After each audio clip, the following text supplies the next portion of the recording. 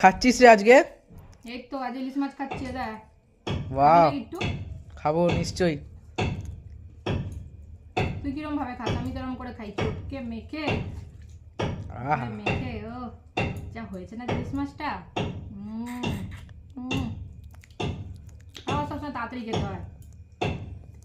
আর যে এরকম করে নিয়ে বন্ধুরা এরকম করে নেবে, নিয়ে খাবার সবসময় তাড়াতাড়ি খেয়ে নেবে।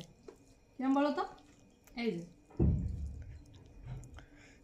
হুম হুম হুম অসাধারণ।